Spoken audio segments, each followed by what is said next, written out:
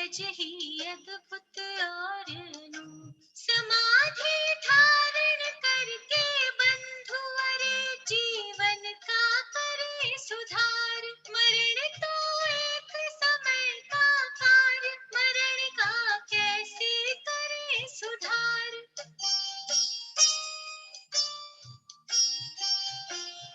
अरे सहजता जीवन का सर्वांग सत्य है, सबका सब कुछ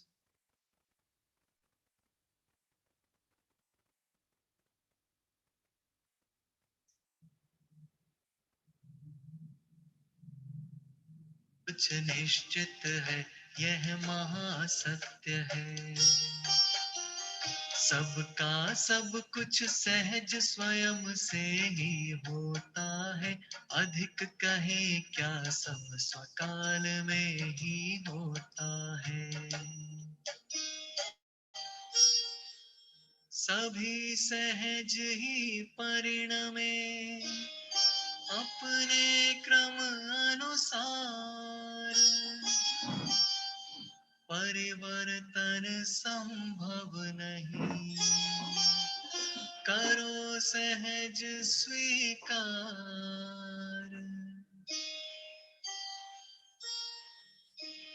करो सहज स्वीकार, चित्त को ना भरमावो, सहज भाव से अपने आत्म में आ जाओ। अपने को तो अपना आत्म परम शरण है, मुक्ति मार्ग में श्रेष्ठ कार्य आत्म अनुभव है।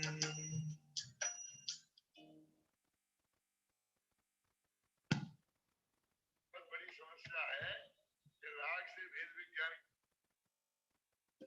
हाँ चाचा प्रारंभ कर दीजिएगा। हाँ हाँ बस 1 मिनट।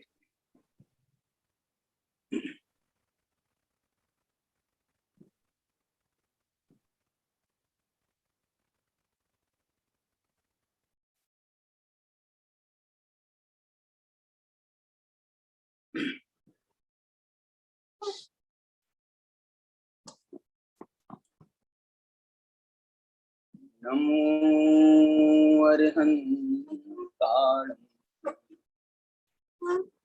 नमो सिद्धाणं नमो आयर्याणं नमो वज्रायाणं नमो सौवसाहूणम्।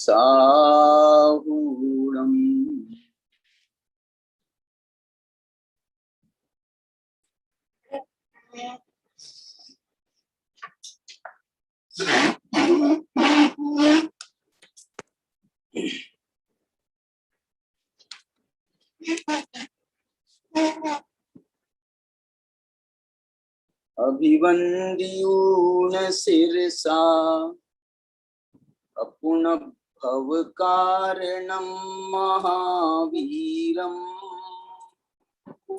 पेशिंपयत्थ भंगम मग्गम मुखस्य वोच्छामि।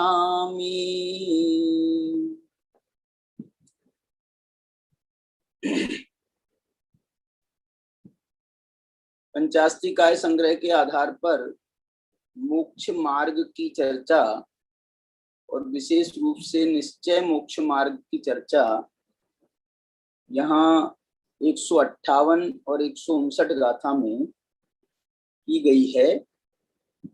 और विशेष रूप से इसमें जो मोक्ष मार्ग की स्थापना की गई है वो चारित्र में मोक्ष मार्ग की स्थापना की गई है। चारित्र को मोक्ष मार्ग कहकर सम्यक दर्शन सम्यक ज्ञान को उसके साथ में यद्यपि जोड़ा है, लेकिन साक्षात मोक्ष मार्ग उन्होंने चारित्र को स्थापित किया है और है भी। दंसन मूलो धम्मो है तो चारित्रम खलु धम्मो, दर्शन धर्म का मूल है तो दिखाई नहीं देता है, और चारित्र जो है वो साक्षात धर्म है। उसके जो फल फूल हैं वो स्पष्ट हमारे सामने दिखाई देते हैं। इस दृष्टि से चारित्र को आचार्य कुंद कुंद भगवान ने ही चारित्र को साक्षात धर्म कहा है, चारित्रम खलु धम्मो कहा है। देखिए ये जो गाथा अपन पढ़ रहे हैं इसमें जो सव संग मुक्को 158 गाथा है। नन्न मनो अपनम सहावेण जानदी पस्सदी नियदम सो सगचरियम चरदि जीवो। देखिए इसमें भी जो ये शब्द है ना, जानदी पस्सदी, ये जो है ये सम्यक दर्शन ज्ञान के लिए ही है।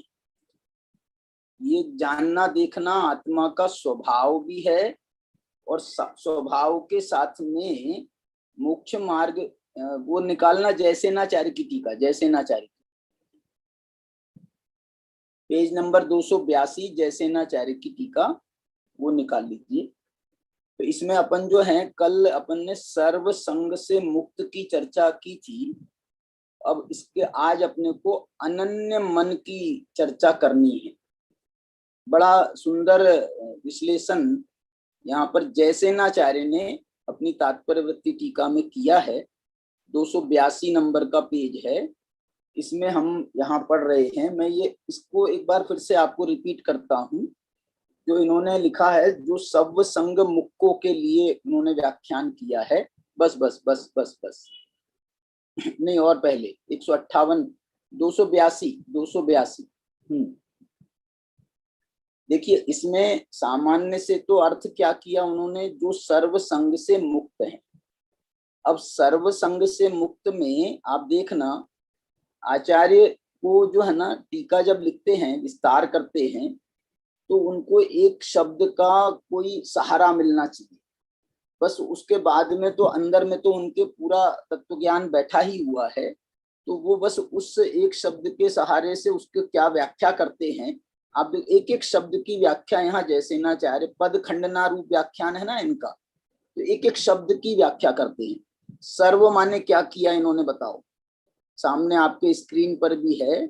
सर्व शब्द का क्या अर्थ किया जैसे नाचार्य ने, बताएंगे आप लोग में से? देखिए ये जो सर्व शब्द है इसका हाँ बोलो बोलो रमेश जी बोलिए, आवाज नहीं आ रही। तीनों काल और तीनों लोक। हाँ ये जो सर्व शब्द है इसका अर्थ किया इन्होंने तीन लोक और तीन काल। अपन सर्वज्ञ शब्द का अर्थ भी यही करते हैं ना, तीन लोक तीन काल को जानने वाले सर्वज्ञ। तो जानने वाले तो ज्ञ शब्द का अर्थ हो गया। सर्व शब्द का क्या मतलब हुआ है? तीन लोक तीहू काल माही नहीं, ऐसा है ना, तीन लोक वो उसमें 6 ढाला में सर्वज्ञ केवल ज्ञान की व्याख्या की है। तो सर्व माने तीन लोक और तीन काल के बाहर क्या है, तीन लोक और तीन काल के बाहर क्या है। यद्यपि इसमें मैं बताऊं बाहर क्या है, तीन लोक और तीन काल के बाहर। तीन लोक में तो लोक आया, क्षेत्र आया, और तीन काल में काल आया, द्रव्य कहाँ आए? इसलिए जो है ना ये सर्व शब्द में द्रव्य क्षेत्र काल भाव चारों का समावेश होना चाहिए। चारों का समावेश कर दो तो आप सब आ जाएगा इसमें। सामान्य से तो हम तीन लोक तीन काल भी कह सकते हैं, और सर्वज्ञ हमने कह दिया, बस सबको जानने वाले हैं। तो सब में जो है द्रव्य भी आ गया, क्षेत्र भी आ गया, काल भी आ गया, भाव भी आ गया। तो द्रव्य की अपेक्षा सर्व शब्द है, क्षेत्र की अपेक्षा सर्वत्र शब्द है, काल की अपेक्षा सर्वदा शब्द है, और भाव की अपेक्षा है सर्वथा शब्द। दादा भी इसका अर्थ करते हैं ना बहुत अच्छा। सर्व माने सर्वद्रव्य, सर्वत्र माने सर्व क्षेत्र, सर्वत्र सब जगह। सर्व काल माने सर्वदा, हमेशा सदा सर्वदा, एक ही अर्थवाचक है। दा शब्द जो है ये काल का वाचक है, और सर्वथा ये भाव का वाचक शब्द है। सर्वथा माने हर एंगल से। सर्वथा अपन एंगल बताते हैं ना, सर्वथा शब्द का प्रयोग अपन जो है एकांत मिथ्यात्व के लिए भी करते हैं सर्वथा। तो उसके लिए हम कहते हैं कि सर्वथा ऐसा ही है, ये गलत हो जाता है। सर्वथा का मतलब तो आप खुद ही कह रहे हो, सर्वथा का मतलब है हर एंगल से, तो वो ये कहता है हर एंगल से ही मैं कह रहा हूँ एक जैसा है, ये गलत है। हर एंगल अपना अलग अलग स्वरूप रखता है, हर एंगल अपना स्वरूप अलग रखता है। हर एंगल का अर्थ होता है हर नए से, नए का एंगल का मतलब होता है धर्म, एंगल का मतलब होता है गुण, माने हर गुण की अपेक्षा, हर धर्म की अपेक्षा अलग अलग हर अनंत गुण है तो अनंत गुणों की अपेक्षा गुणी आत्मा या द्रव्य का अनंत गुणों की अपेक्षा अनंत नाम दिए जा सकते हैं। अनंत गुणों की अपेक्षा अनंत नाम। ऐसे ही अनंत जो अनंतानंत पर्याय हैं, तो एक एक गुण की जो अनंतानंत पर्याय हैं, उन अनंतानंत पर्यायों के हिसाब से एक एक नाम दिया जा सकता है। जैसे ज्ञान गुण की एक समयवर्ती पर्याय है केवल ज्ञान, उस केवल ज्ञान की अपेक्षा उसको सर्वज्ञ कहा गया। तो संसार में अनादि काल से अल्पज्ञ है तो उस अपेक्षा से उसको अल्पज्ञ कहा गया। छद्मस्थ है तो छद्मस्थ कहा गया, या मति ज्ञानी है तो मति ज्ञानी कहा गया, श्रुत ज्ञानी है तो श्रुत ज्ञानी कहा गया। ऐसे अलग अलग वो है ना, स्वावरण क्षोभसम लक्षण योग्यतया ही प्रतिनियतम अर्थम व्यवस्थापित। तो उस अपेक्षा से जो जो पदार्थ को वो जानेगा, जो जो पर्याय जिस पदार्थ को जानेगी, उसका उसे ज्ञ कहा जाएगा, उसको जानने वाला कहा जाएगा। तो उसके उपचार से उसको वो शब्द आ जाएगा। तो यहाँ पर मैं यही बता रहा हूं आपको, सर्व संग मुक्को। तो अब यहाँ सर्व का अर्थ जो है सर्व माने सभी, तीन लोक तीन काल। अब देखो तीन लोक तीन काल का यहाँ पर जो सर्व संग मुक्त है ना, सर्व संग से मुक्त है, यहाँ वैसे ज्यादा तीन लोक तीन काल का रेफरेंस जोड़ नहीं रहा है।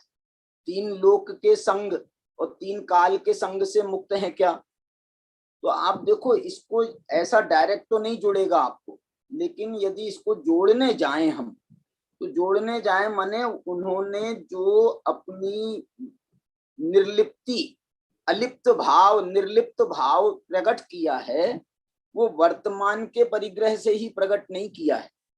उन्होंने भूतकाल के परिग्रह से भी, भविष्य काल के परिग्रह से भी, इस क्षेत्र के परिग्रह से भी, पर क्षेत्र के परिग्रह से भी, क्योंकि यहाँ परिग्रह का प्रकरण है, संग माने परिग्रह, तो उसको जो है वो बोले तीनों काल के परिग्रह से मेरा कोई संबंध नहीं, तीनों त्रिजगत के तीन लोक के परिग्रह से मेरा कोई संबंध नहीं, ऐसा मैं सर्व संग मुक्त हो गया।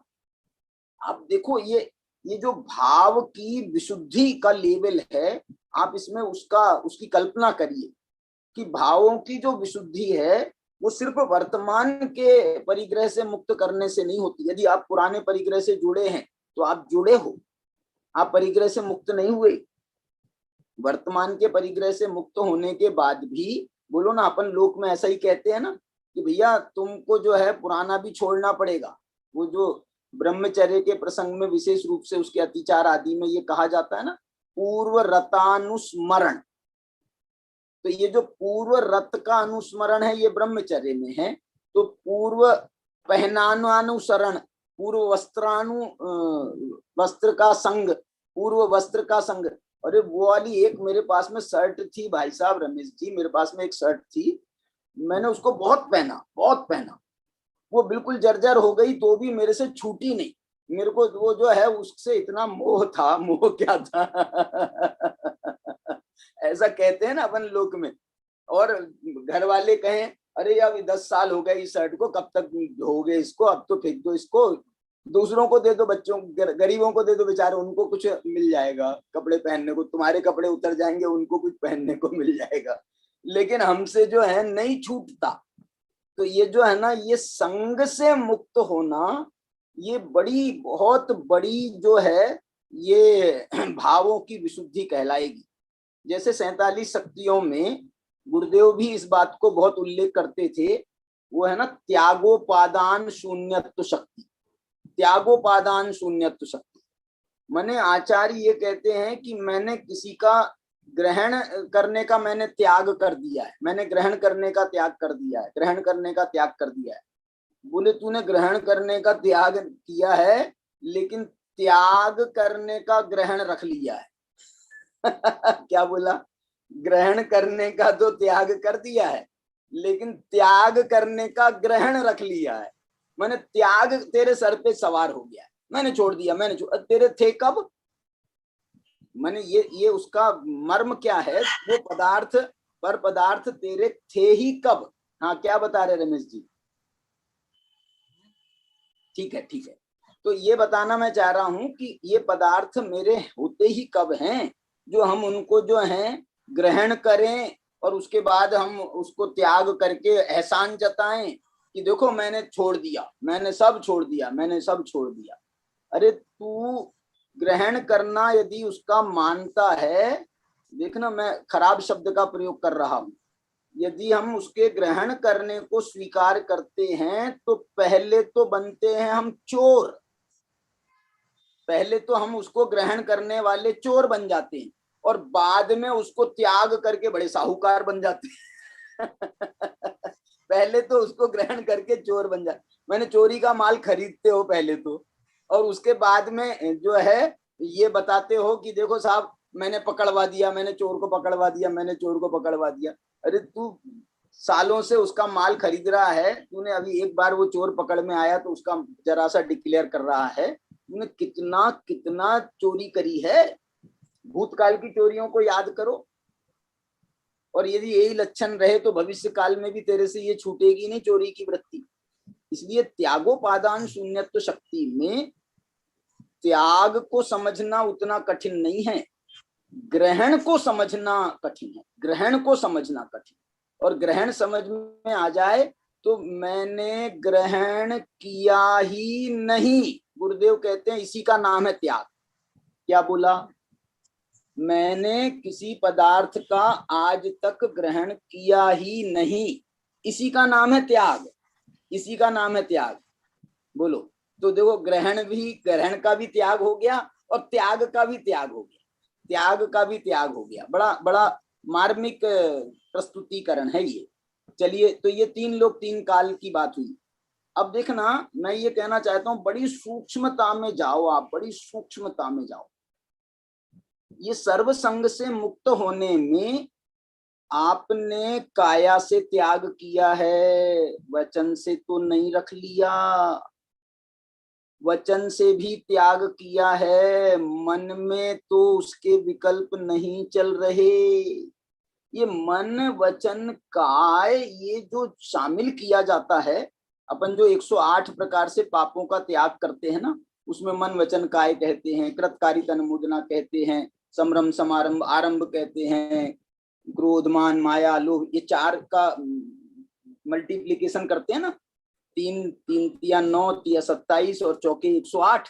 तो जो है ये जो हम 108 प्रकार से पापों का त्याग करते हैं, मैं आपको ये कहना चाहता हूं, ये जो जैन दर्शन की इतनी जो ये सूक्ष्म अवधारणा है ना, ये सूक्ष्म अवधारणा ये उसको बहुत बड़े स्तर पर ले जाती है, बहुत बड़े स्तर पर ले जाती है।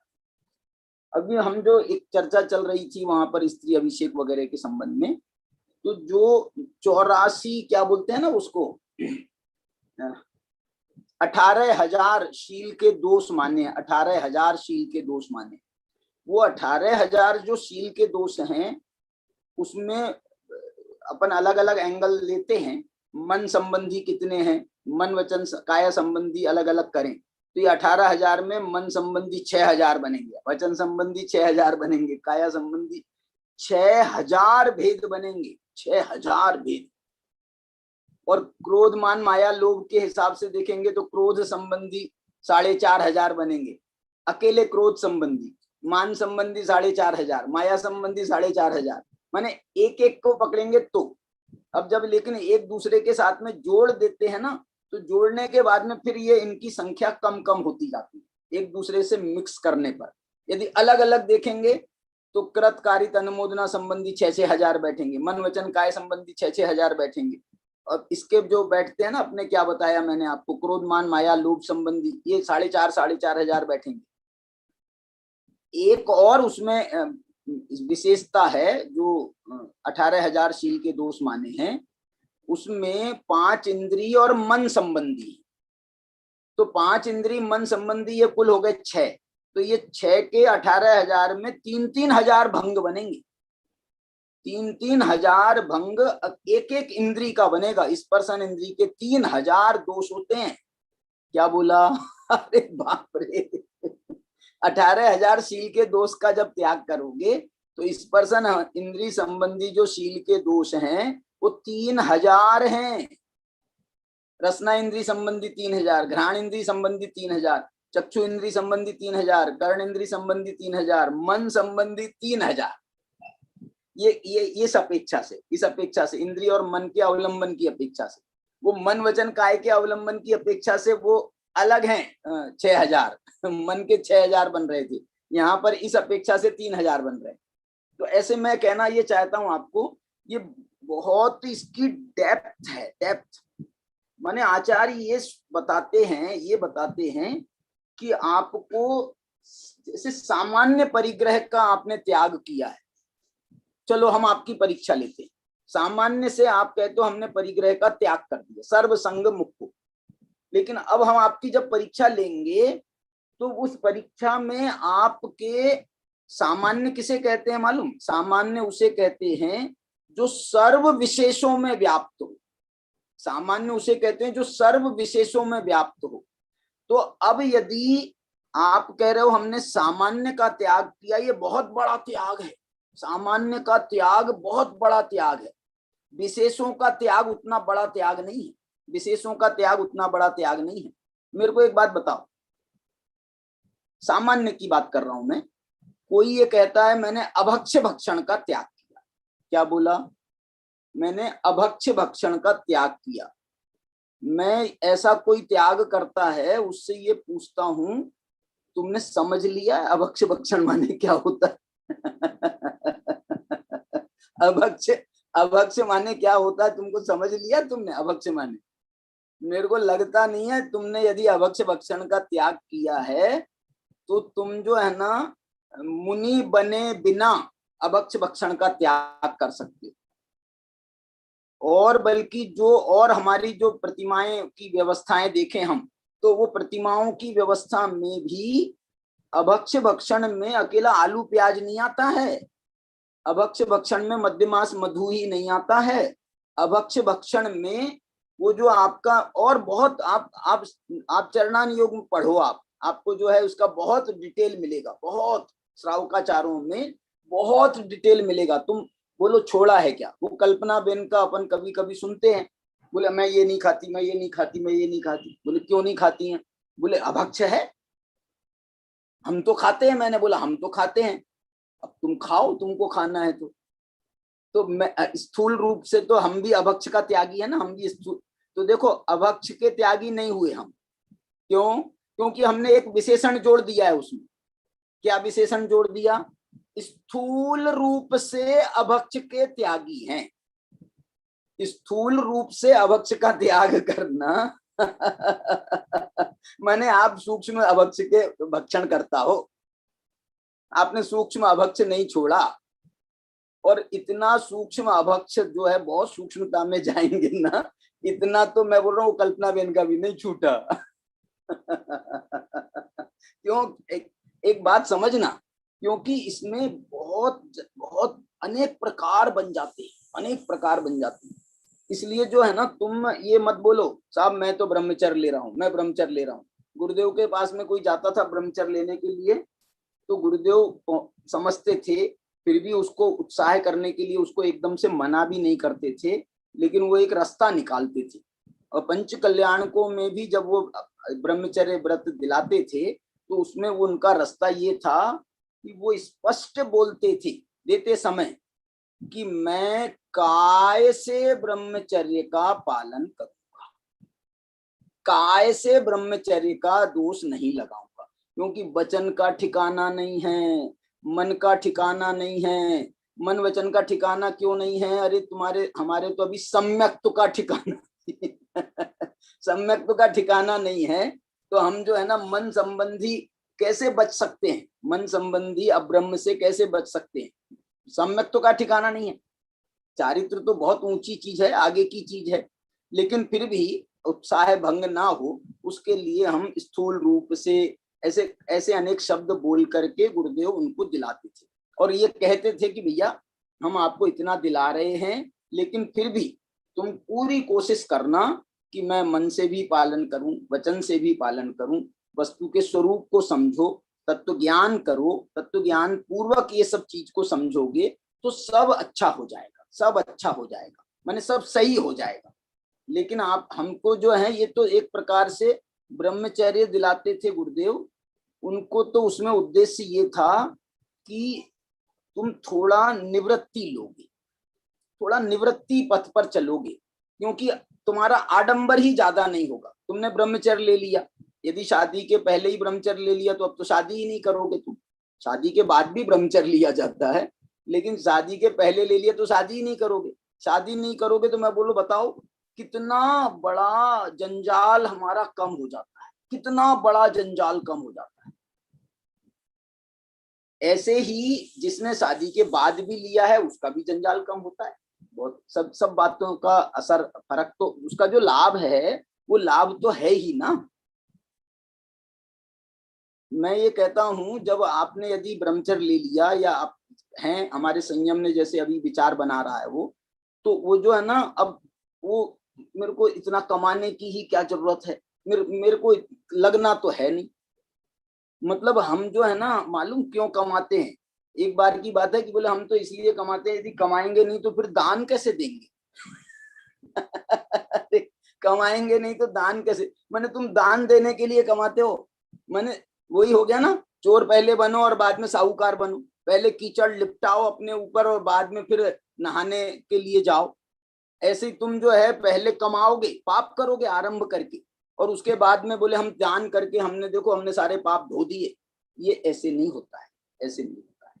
चलो जो है ये व्याख्या लंबी हो रही है, मैं आपको ये कहना चाहता हूं सर्व संग मुक्को, सर्व का अर्थ हुआ संग में, उन्होंने संग का अर्थ, संग माने देखो एक होता है परिग्रह, ये मैं जो है ना मैं आपको यही कह रहा हूं, आप एक एक शब्द पर जाओगे ना तो बड़ी गहराई में आपको जाना। संग शब्द का अर्थ ही देखो, संग माने जो हमारे साथ में चीजें जुड़ी हो, संग संग संग माने साथ वाली चीजें, जिनके साथ में हमारा ममत्व है, जिनके साथ में हमारा रात दिन का संबंध है, संग संग है मतलब साथ में है हमारे। परिग्रह शब्द भी इसमें, परिग्रह शब्द और गहरा है, संग शब्द तो है जो साथ का प्रतीक है सिर्फ, परिग्रह शब्द उसे कहते हैं कि जिस संग ने तुम्हारा हमारा ग्रहण कर लिया है, ग्रहण कर लिया है। ग्रहण माने ग्रहण माने जैसे वो चंद्रमा में ग्रहण लग जाता है ना, सूर्य में ग्रहण लग जाता है, दिन में रात हो जाती है, ऐसे ही हमारे स्वभाव पर ये परिग्रह जो है ना ये पूरा ग्रहण कर देता है। परिग्रह में 10 प्रकार के बाह्य परिग्रह हैं, 14 प्रकार के अंतरंग परिग्रह हैं। सबसे बड़ा ग्रहण तो मिथ्यात्व है, उसके बाद में क्रोध मान माया लोभ है, उसके बाद में हास्य रति अरति, ये 14 जो है ना ये अंतरंग परिग्रह। तो कषाय के 13 भेद बन जाएंगे उसमें, 4 कषायों के और 9 कषायों को, और एक मिथ्यात्व का भंग बनेगा। तो ऐसे 14 ये सब परिग्रह। बड़ा कभी कभी विचार आता है कि बाह्य परिग्रह तो हमारे समझ में आ जाता है, ये अंतरंग परिग्रह हमारा परिग्रह कैसे, परिग्रह कैसे? तो उन्होंने एक बहुत अच्छा शब्द दिया है, परिग्रह किसे कहते हैं, तो बोले मूर्छा परिग्रह। मूर्छा माने क्या? बोले मूर्छा तो ममत्व परिणाम है, मूर्छा जो है वो ममत्व परिणाम का नाम। ममत्व परिणाम क्या है हमारा? ये 14 अंतरंग परिग्रहों में ममत्व परिणाम क्या है? बोलो ममत्व परिणाम क्या है? ममत्व परिणाम अलग से है कि ये 14 अंतरंग परिग्रहों के प्रति ममत्व का परिणाम अलग है? ममत्व के परिणाम को राग द्वेष मोह में एक मोह को जोड़ कहना चाहते हो, या 14 अंतरंग परिग्रह में इनके प्रति ममत्व, माने इनके प्रति भी हमारा ममत्व होता है। मैं ये कह रहा हूं क्या, जैसे अभी मैंने एक शर्ट का उदाहरण दिया था बाह्य परिग्रह का, अंतरंग परिग्रह का मिथ्यात्व को हम नहीं छोड़ते, हम नहीं छोड़ते, माने मिथ्यात्व को कौन नहीं छोड़ना चाहेगा, हम हैं नहीं छोड़ना चाहते। हमारे को कोई तत्व ज्ञान कराता है, सही बात बताता है अमूल दृष्टि के माध्यम से, लेकिन हम जो है नहीं नहीं हम नहीं मानेंगे, हम नहीं मानेंगे, हम नहीं मानेंगे। ये तुमने उस मान्यता से ममत्व कर रखा है। वो मान्यता झूठी मान्यता है, झूठी मान्यता से ममत्व। ऐसे ही और यदि हम चारित्र के उसमें जाएं, मैंने दर्शन मोह का एक परिग्रह है, चारित्र मोह के 13 परिग्रह हैं। अब चारित्र मोह के क्षेत्र में जब हम जाएं तो हमसे हमारा क्रोध का परिग्रह होता है। नवल गुण जी, क्रोध का परिग्रह कैसे होता है भाई साहब? क्रोध का परिग्रह ऐसे होता है, माने हम क्रोध को भी नहीं छोड़ना चाहते। अरे साहब ऐसे कैसे छोड़ देंगे, क्रोध छोड़ देंगे तो फिर सारा जो है ये बच्चे बिगड़ जाएंगे और ये हो जाएगा वो हो जाएगा, हम बोलते हैं ना। हम जो है बोले अरे आपको जो है कोई बच्चों को समझाना है या समाज को समझाना है, कोई बात करना है तो आराम से प्यार से बताना। बड़े बोले वो कोई प्यार से नहीं मानता। देखो ये इसका क्रोध का ममत्व तो बोल रहा है। क्या बोल रहा, कोई प्यार से नहीं मानता है, जब तक के थोड़ा सा नौटंकी नहीं करो तो कोई नहीं मानता है। तो ये क्रोध तो अच्छा चलो, क्रोध का तुम दादा बोलते हैं ना कि तुम नौटंकी कर लेना क्रोध की, असली क्रोध तो छोड़ो। असली क्रोध तो छोड़ो। तो हम क्या बोलते हैं, जब हमारे पास में असली है तो नकली क्यों करें? देखो ये कैसी कैसी विचित्र बात है बहुत। तो यहाँ तो जो है इसका बहुत विस्तार है। मैं ये कह रहा हूँ मेरे से एक परिग्रह नहीं छूटता है। बहुत लोगों ने बहुत समझाया मेरे को, बोलो कौन सा परिग्रह है? ये जो हास्य का परिग्रह है ना, हास्य का, लोग कहते हैं तुम हंसते बहुत हो, तुम हंसते बहुत हो, तुमको हंसने की जरूरत नहीं है। अपन जब स्वाध्याय कर रहे हैं तो हंसने का क्या काम है? ये तो वीतरागता का क्षेत्र है, शांत भाव का क्षेत्र है। अरे भैया मैं क्या करूं तुम बताओ।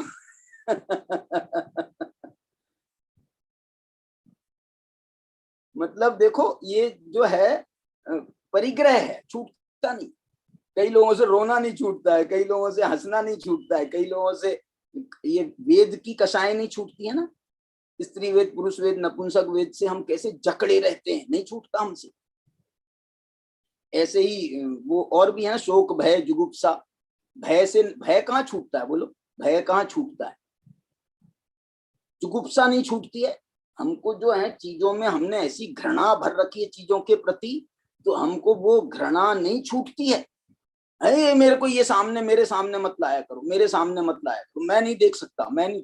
कई लोग भाई साहब, कई लोग अस्पताल जाने से डरते। हमारे एक मौसी के लड़के हैं, बोले मैंने तो आज तक अस्पताल के का वार्ड नहीं देखा। मैंने क्यों? अरे बोले एक बार मैं मम्मी ले गई थी, मेरे को बचपन की सुना रहे, अभी तो वो 50 साल के हो गए, लेकिन बचपन की सुना रहे। बोले एक बार मम्मी ले गई थी, मैं तो ऐसा घबराया वहां पर, ऐसा घबराया लोगों को देख करके। फिर उसके बाद है, आज है और तब है, मैं उसके बाद गया ही नहीं कभी अस्पताल। ये जो है ना कई बातें, एक तो घृणा, घृणा, मैं ये नहीं, मैं खून नहीं देख सकता, मैं ये मवाद नहीं देख सकता, मैं ये नहीं देख सकता, मैं वो नहीं कर, ऐसे जो है ना, ऐसे हमारे में घृणा भर जाती है। घृणा, घृणा को जीतना बहुत बड़ी कषाय है।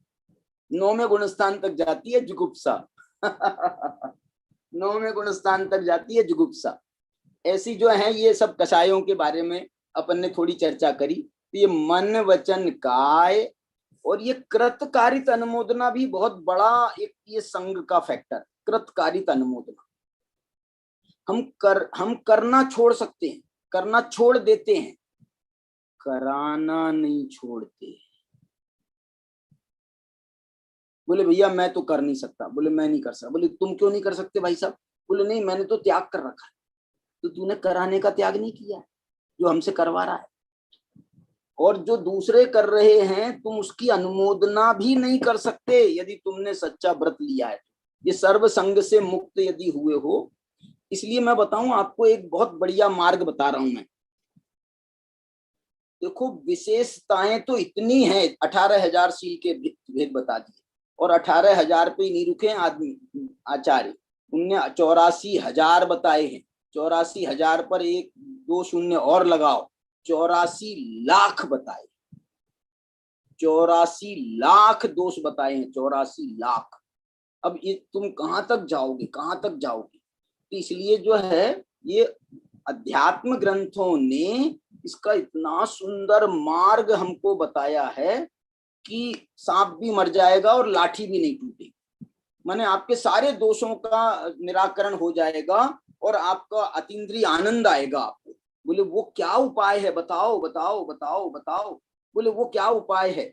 बोले अप्पा अपम्मी रहो, बस तुम तो अपनी आत्मा में रहो, अप्पा अपम्मी रहो, अपनी आत्मा में रहो, तुम्हारे सब पाप नष्ट हो जाएंगे, सब कषाएं नष्ट हो जाएंगी, सर्व संग से मुक्त हो जाओगे। क्योंकि अप्पा अपम्मी रहो, आप अपनी आत्मा में रहोगे तो ना कषाय में रहोगे, ना पाप में रहोगे, ना संग में रहोगे, ना मन में रहोगे, ना वचन में रहोगे, ना काया में रहोगे, ना कृतकारित अनुमोदना में रहोगे, ना कुछ कुछ कुछ कुछ सारा एक एक मार दो टुकड़े हो जाते हैं, एक मार दो टुकड़े। बस तुम तो अपनी आत्मा में रहो। तो ये सर्व संग, जो सर्व संग मुक्को, ये अपन ने विस्तार इसका किया है, लेकिन आचार्य तो कह रहे हैं ये कैसे होता है सर्व संग मुक्को? नन्य मनो अपनम सहावेण, नन्य मनो होने से ये सर्व संग से मुक्त हो जाता है, अपनम सहावेण होने से उससे मुक्त हो जाता है, जानदी पश्यति नियदम से जानता रहता है, देखता रहता है, तो ज्ञाता दृष्टा होने से हो जाता है। और सग संचरियम चरदि जीवो, इसका नाम सग चरित्र है, इसका नाम स्वक चरित्र है, इसका नाम स्वरूपाचरण चरित्र है, इसका नाम स्वरूपाचरण चारित्र है। चारों तरफ गद्दा हुआ पहला वो झाड़ू निकालू। अरे ये म्यूट कर देना, कोई किसी की आवाज आ रही है, विवेक जैन की आवाज आ रही है। हाँ देखिए, तो ये बताना मैं चाह रहा हूं आपको कि ये जो है ना, ये बहुत मार्ग, बहुत ही प्यारा निश्चय चारित्र की व्याख्या है ना। हम व्यवहार चारित्र से समझ ही जाती हैं चीजें व्यवहार चारित्र के माध्यम से, लेकिन हम पूरा विस्तार कर ही नहीं सकते। व्यवहार का इतना विस्तार है कि हम एक एक की चर्चा कर नहीं सकते हैं। इसलिए हम विशेषों की चर्चा ना करना हो तो आप एक सामान्य का अवलंबन लो, सामान्य का अवलंबन लो। ऐसे ही आपको यदि ये व्यवहार की चर्चा नहीं करना है तो आप निश्चय का अवलंबन लो, सारा व्यवहार पल जाएगा, सारा व्यवहार पल जाएगा। आत्मा का अवलंबन लो, आपका सारा व्यवहार, सारा का सारा जो जितना व्यवहार चारित्र का विस्तार है वो सब सब सब पल जाएगा। इतना ये बढ़िया व्याख्यान है इसका। इसमें माने इसमें ये जो जोरदार माल वाली बात है। और इसको जो देख करके जब उनने, एक आचार्य ने उसका एक सैंपल, दूसरा भी सैंपल दिया हमारे को। एक तो ये मन वचन काय से रहित होना है, कृतकारित अनुमोदना से, इसके लिए रहित होने के लिए 3 शब्द दिए हैं इनने यहाँ पर। बाह्य अभ्यंतर परिग्रह, परिसंग के लिए 2 भेद कर दिए, बाह्य परिग्रह अंतरंग परिग्रह। और उसके बाद में उन्होंने मुक्को शब्द है ना, सब संग मुक्को, मुक्को शब्द के लिए 3 शब्द दिए। कौन से 3 दिए?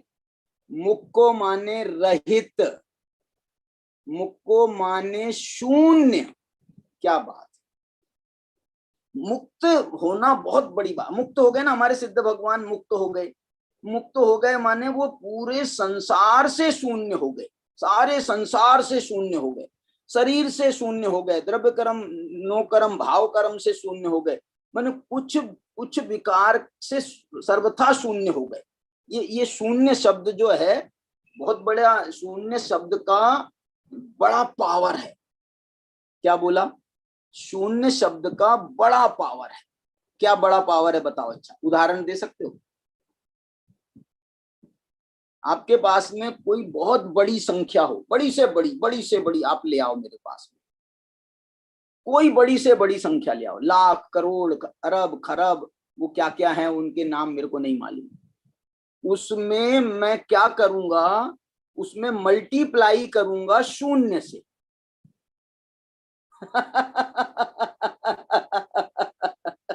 उसको मल्टीप्लाई करूंगा शून्य से। ये 6 खंड की विभूति 1 मिनट में शून्य होती है। भरत चक्रवर्ती जब उन्होंने राजपाट का त्याग किया, मुनिधर्म अंगीकार किया, उन्होंने ये राजपाट और ये पूरा 6 खंड की विभूति को 1 मिनट 1 सेकंड में शून्य कर दिया। और ये शून्य काय से किया मालूम? शून्य काय से किया बताओ? शून्य माने आत्मा भी होता है। शून्य का अर्थ आत्मा है। ये इससे बड़ा पवित्र शब्द नहीं है दूसरा। सबको खाली कर देता है, सबको खाली कर देता है। ऐसे ही आत्मा का आश्रय एक ऐसा तत्व है कि ये आत्मा के आश्रय से ये मिथ्या व्यवहार नष्ट होता है। आत्मा के आश्रय से मिथ्या व्यवहार नष्ट होता है। अरे व्यवहार मात्र नष्ट हो जाता है, जो सच्चा व्यवहार है वो भी खत्म हो जाता है, नहीं चाहिए। अब जब मिथ्या व्यवहार ही नहीं है तो अब व्यवहार, और ये जो व्यवहार काय के लिए है? अपनी आत्मा में जाने के लिए, निश्चय के लिए है व्यवहार। तो अपनी आत्मा में चले गए तो अब व्यवहार की क्या जरूरत है?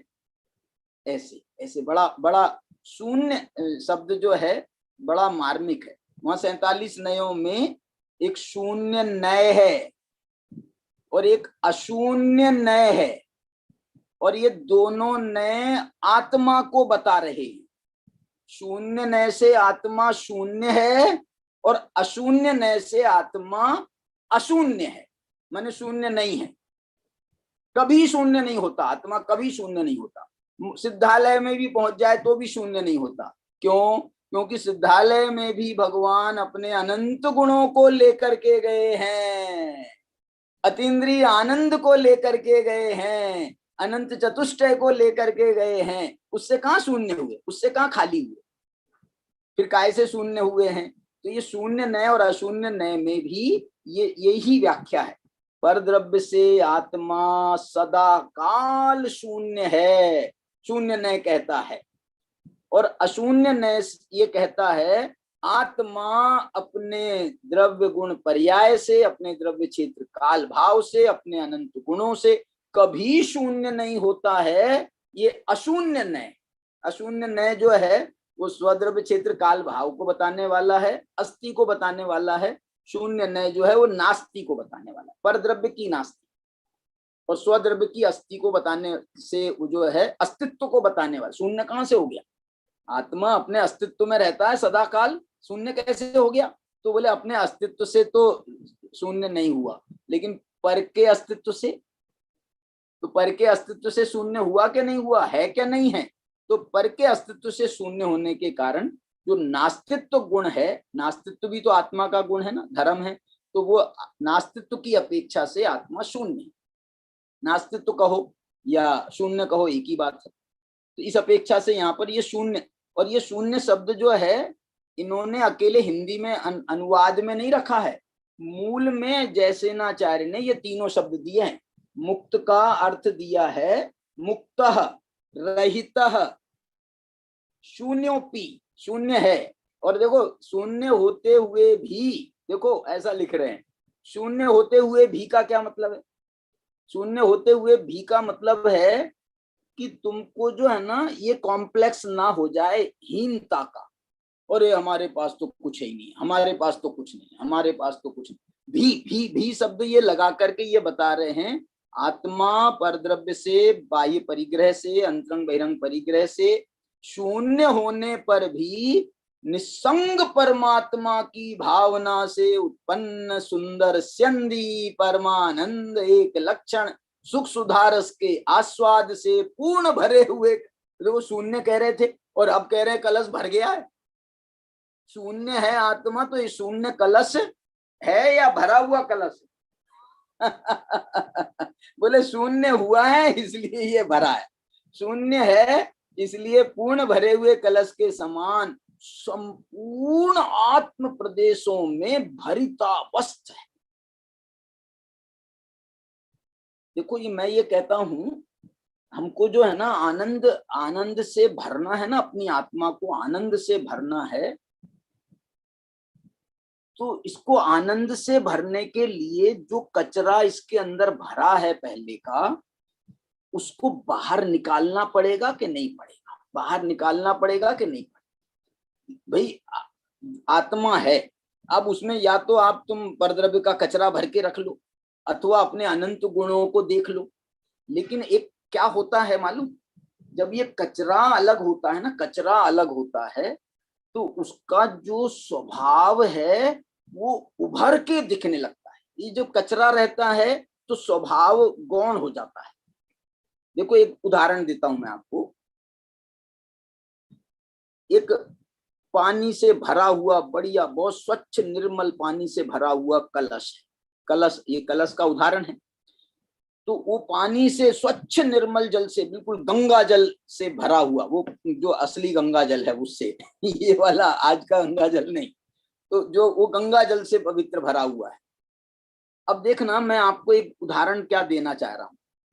इसमें आपने थोड़ा सा काला कलर लिया और उस स्वच्छ निर्मल जल में भर लगा, जरा सा उसको टच कर दिया। अब आपने जैसे ही घड़े पे से बर्तन हटाया और आपने घड़े को देखा, अरे काला काला काला काला, क्या काला काला, क्या काला काला। अरे मैं ये कह रहा हूं, वो जो निर्मल जल से भरा हुआ तो था ना वो पहले से, वो खाली हुआ क्या बताओ। वो निर्मल जल से खाली, आपने एक बूंद भी जल निकाला है उसमें? एक बूंद भी जल नहीं निकाला हमने, बस उसमें जरा सा काला मिलाया है। लेकिन इस काले के मिलाने से वो पूरा निर्मल जल की ऐसी की तैसी हो गई। ये मैं जानबूझ करके ये शब्द का प्रयोग किया है, हमने पूरा गंदा कर दिया उसको। अब देखो, फिर भी वो पूरा जल भरा है, पूरा जल भरा है, उसके बावजूद भी हमको दिख नहीं रहा। हमको क्या दिख रहा है बताओ, हमको क्या दिख रहा है? काला काला काला काला काला। अब कोई हमको अभी पानी मांगे हम पीने के लिए, और वही घड़े में से कोई भर के, ये क्या दे दिया तुमने हमको, क्या दे दिया, क्या दे दिया, काला काला काला काला, ऐसा गंदा। और कोई उपाय करें, चलो अपन एक उपाय करते हैं। ये जो काला रंग इसमें मिलाया था, और कोई वैज्ञानिक उपाय करके हमने वो काले रंग का जो है उससे हमने क्या बोलते हैं, उससे शुद्ध कर लिया, उसको अलग कर दिया। अब जब हमने ये काले को अलग किया है तो वो निर्मल जल हमने इसमें अलग से भरा है क्या? बोलो, वो तो पहले से भरा था। अब हमने ये निर्मल जल इसमें खाली करने के बाद में फिर से नया भरा नहीं है, वो तो निर्मल तो था ही। ये इसके कारण से, ये अशुद्धि के कारण से उसमें मलिनता दिखाई दे रही थी। हमने बस उतना सा, हमको कोई आत्मा में अतीन्द्रिय आनंद भरना नहीं है, आत्मा में अतीन्द्रिय आनंद भरना नहीं है। अतीन्द्रिय आनंद तो भरा हुआ है आत्मा। असल में तो हमने अपने हाथ से, अपने स्वयं से हमने अतीन्द्रिय आनंद को आने से रोक रखा है। अतीन्द्रिय आनंद तो आना चाहता है, लेकिन हमने जो ये परिग्रहों के आवेग में, कषायों के आवेग में, मन वचन काय के माने उपयोग, हमारा चंचल उपयोग, हमारा उपयोग बाहर में लगा होने से हम उस अतीन्द्रिय आनंद का भोग ही नहीं भोग पाते। इसलिए समय सार जो है, या कुंद कुंद भगवान इस बात को बहुत याद करते, बहुत याद करते कि अरे तेरे अंदर तो वो भरा हुआ ही है, आबाल गोपाल सबको अनुभूति स्वरूप भगवान आत्मा सदा काल अनुभव में आ रहा है। और फिर क्यों, क्या रोक हो गई है? उसमें ही जवाब दिया है कि बस ये जो है मोह के कारण से, है ना, कुछ शब्द है वहां पर, अनादि मोह के कारण से हमको वो आबाल गोपाल अनुभूति स्वरूप भगवान आत्मा का अनुभव नहीं होता है, और अनुभव होने पर नहीं होता है। बताओ, अनुभव होने पर नहीं होता है। देखो एक बात, दूसरा उदाहरण देता हूं। कोई अभी कोई दूसरा कोई प्रॉब्लम हो जाए, हमको कुछ जल जाए या कुछ और हो जाए, कोई आग लग जाए, तो वो जो मलिन जल है आपका, वो जो काला वाला जल है, वो हम उसमें पानी, उसमें आग में डाल देवे तो वो शीतलता का काम करेगा कि नहीं करेगा? कि वो काला जल जो है, नहीं साहब, ये काला जल ये थोड़ी उसको आग को बुझाएगा। देख ले, प्रयोग करके देख लो। तो ये प्रयोग करके जब देखा तब पता चला, अरे अरे ये तो कमाल कर दिया, हमारे मलिन जल ने ये कमाल कर दिया। इसलिए जो है वो स्वभाव से कभी रिक्त नहीं होता है, स्वभाव से आत्मा कभी रिक्त नहीं होता है, बल्कि हम उसको महसूस नहीं करते। मैं ये कह रहा हूं, महसूस नहीं करते।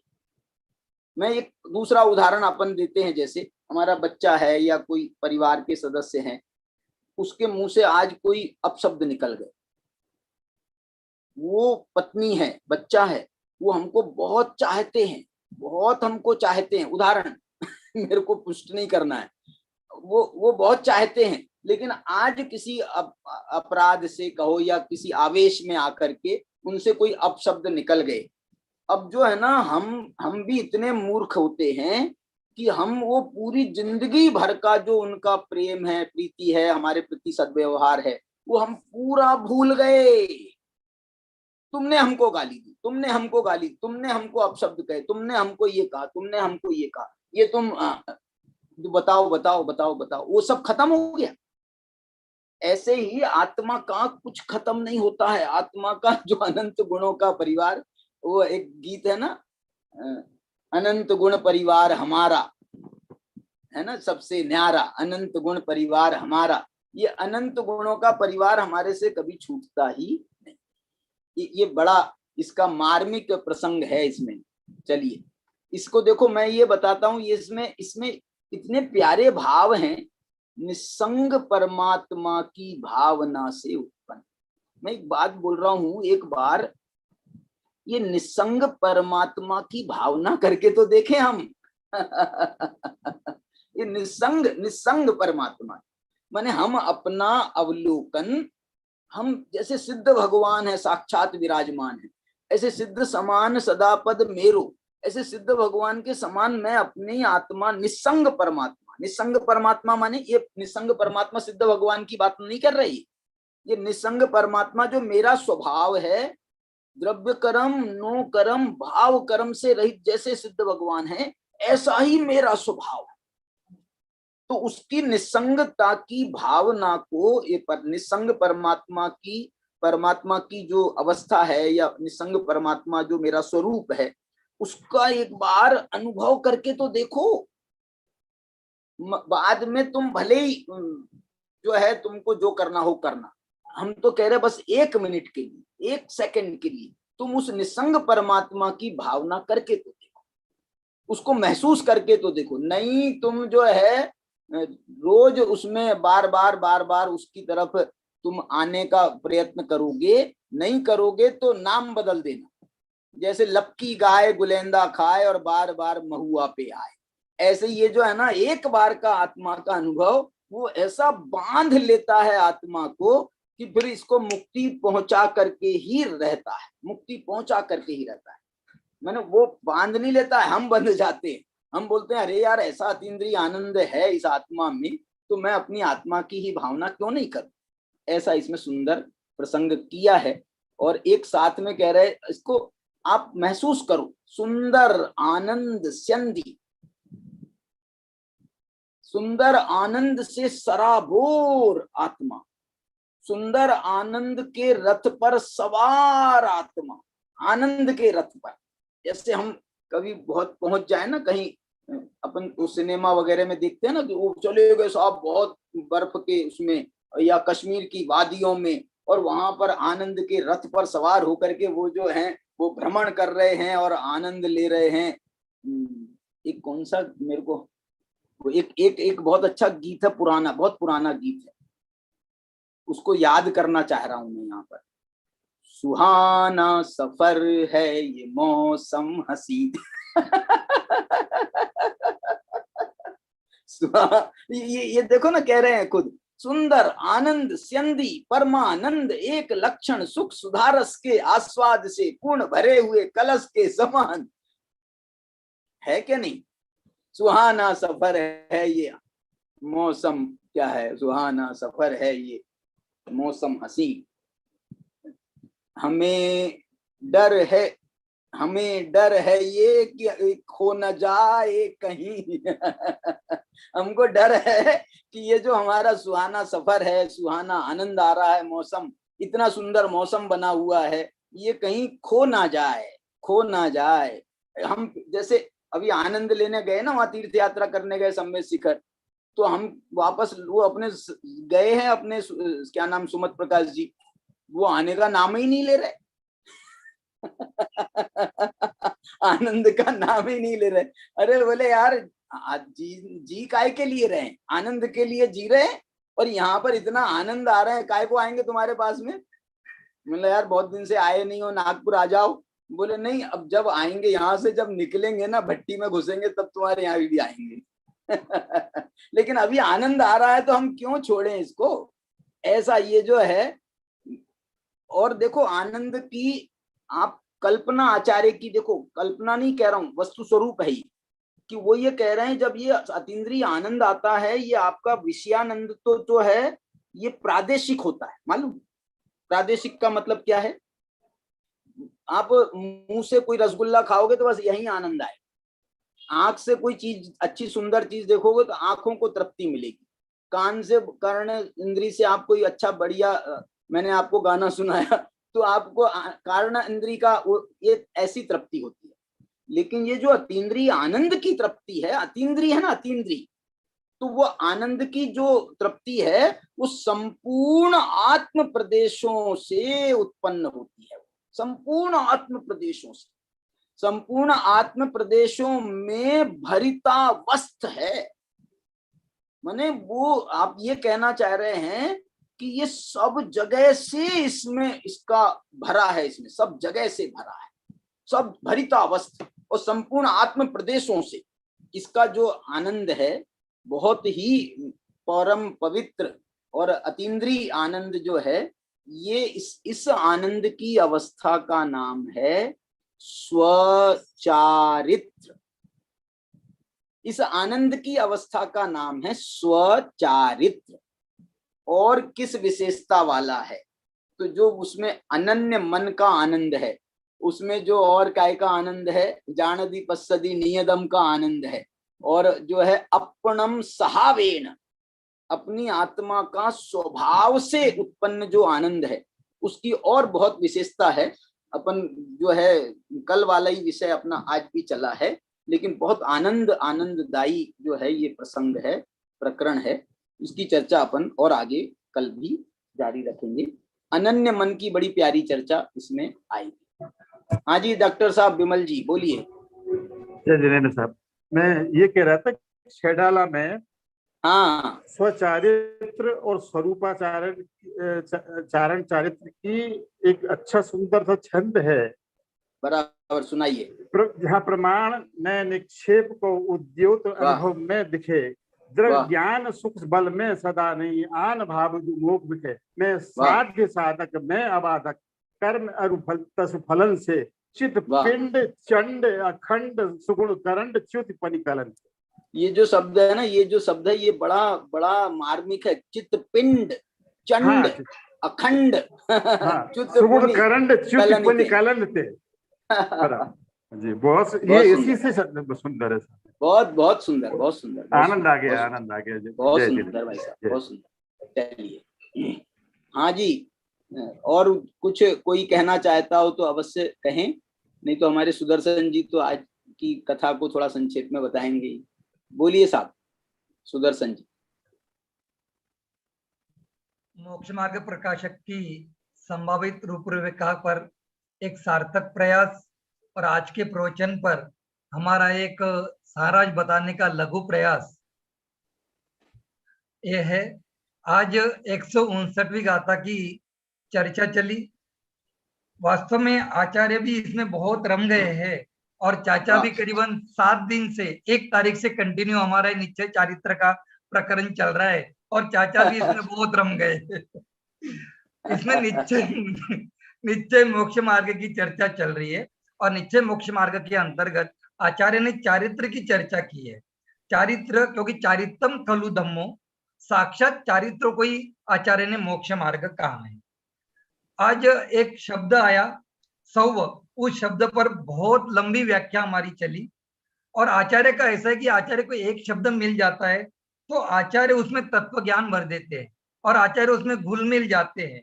तो जैसा सर्व शब्द आया तो इस सर्व शब्द में बहुत भाव भरा हुआ है, द्रव्य से, क्षेत्र से, काल, भाव, फिर द्रव्य का भी सर्व द्रव्य, सर्वत्र, क्षेत्र का अर्थ सर्वत्र, काल का अर्थ सर्वदा, भाव का अर्थ सर्वथा और सर्वनय से, सर्व धर्म से, सर्व गुण की अपेक्षा से, इस प्रकार इस सर्व शब्द की व्याख्या यहाँ पर आई। फिर एक त्यागोपादान शून्यत्व शक्ति की भी थोड़ी चर्चा आई कि हमने ग्रहण करने का त्याग तो करते हैं, किंतु त्याग को ग्रहण करने का रखा है तो ये त्याग नहीं कहलाता। त्याग को समझना कठिन नहीं, किंतु ग्रहण को समझना बहुत कठिन है। इस प्रकार की चर्चा आ जाई। फिर उसके बाद हम आगे बढ़े। आगे बढ़ने के बाद शिलों की चर्चा आई। 18,000 शिलों का वर्णन हमारे शास्त्रों में आता है। फिर केवल 18,000 ही नहीं तो 84,000 शिलों का वर्णन आता है। 84,000 शिलों का ही नहीं तो 84 लाख जो सील है उसका वर्णन आता है। तो ये भी आपने थोड़ा बताया कि मन वचन काय और कृतकारित अनुमंडना के से हम यदि भेद करते तो 6,000 भेद पड़ते हैं, और कषाय की अपेक्षा यदि हम भेद करते तो 4,500 मान 4,500 भेद पड़ जाते हैं। और फिर 5 इंद्रिय और मन की अपेक्षा यदि हम उनके 18,000 सिल के भेद करते तो 300 के करीब भेद पड़ जाते हैं। फिर आगे आया कि सामान्य किसे कहते, कि सामान्य उसे कहते जो सर्व विशेषों में व्याप्त है। जो सर्व विशेषों में व्याप्त है उसे कहते सामान्य। फिर ब्रह्मचर्य की प्रेरणा देते हुए एक बहुत बढ़िया वाक्य आया कि जिन्होंने विवाह नहीं किया उनका बहुत बड़ा जंजाल सहज ही कम हो जाता है। संग, फिर शब्द आया संग। संग माने परिग्रह। परिग्रह का अर्थात हमारे स्वभाव पर जो ग्रहण लगा दे। परिग्रह का अर्थ बताते हुए आपने कहा कि जो हमारे स्वभाव पर ग्रहण लगा दे वो परिग्रह है। फिर अंतरंग परिग्रह की चर्चा आई कि अंतरंग परिग्रह क्या है। मूर्छा परिग्रह, ममत्व के परिणाम को ही अंतरंग परिग्रह कहते हैं। ममत्व अर्थात झूठी मान्यता का नाम ही ममत्व परिणाम। फिर 14 अंतरंग परिग्रह की भी थोड़ी बहुत चर्चा आई। मिथ्यात्व, क्रोध, मान, माया, लोभ, आचरति, अरति, इस प्रकार के जो 14 अंतरंग परिग्रह। लेकिन आगे कहा कि ये सब छोड़ो, आप कहाँ रहो तो अप्पा अपमी रहो। आप अपनी आत्मा में रहो तो सव संग से मुक्त हो जाओगे। फिर सगचर्यम की सगचर्यम शब्द का अर्थ आया कि सगचर्यम का अर्थ तो हम लगातार कंटिन्यू देख रहे कि स्वचरित्र वो सगचर्यम है, सकल चरित्र वही सगचर्यम है, सामायिक वही सगचर्यम है, अनुभूति, शुद्धात्मा अनुभव, ये सब सगचर्यम है, माने यही स्वचरित्र है। फिर थोड़ी शून्य नय और अशून्य नय, ये दोनों नय की भी चर्चा आई और उसके माध्यम से आत्मा को समझाया है। नास्तित्व की अपेक्षा आत्मा शून्य है और अस्तित्व की अपेक्षा हमारा अशून्य नय आता है। फिर आगे आया कि हमें यदि आत्मा में अतीन्द्रिय आनंद भरना नहीं है, वो तो भरा हुआ है, किंतु हमने परिग्रह, कषाय, मन, वचन, काय के माध्यम से उसे ढका है, अर्थात अनादि मोह से वह ढका हुआ है। अंतिम बात आई कि अनंत गुण परिवार हमारा सिद्ध समान पद मेरो। मेरा स्वभाव सिद्ध के समान है। द्रव्य कर्म, भाव कर्म, नो कर्म से रहित है। ऐसा एक बार तो निसंग परमात्मा की बात तो करो, भावना तो भाव, महसूस तो करो, अनुभवन तो करो और आनंद रथ पर आरूढ़ हो जाओ। यही वास्तव में स्वचरित्र है। इस प्रकार बहुत प्यारी चर्चा आज की रही है। हाँ जी, चलिए समय हो गया है, अपन जिनवाणी स्तुति करेंगे।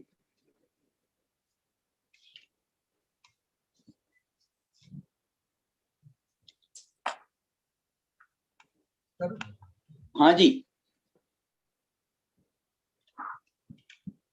जिनवाणी स्तुति कराइए। अनंत धर्मनस्तत्वं पश्यन्ति प्रत्यगात्मन अनेकांतमय मूर्ति नित्यमेव प्रकाशताम्।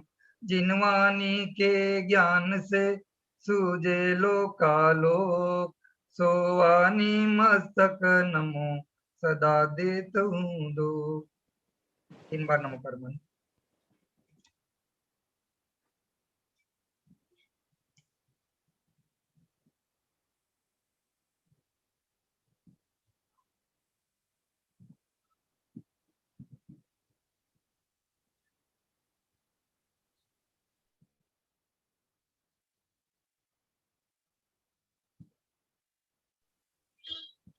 जय बोलो द्वादशांग रूपी जिनवानी माता की जय। सभी को जय जिनेन्द्र। हमारे रमेश भैया, नवल गुंड जी, अशोक भैया, सुरेश भैया डायमंड, जय जिनेन्द्र।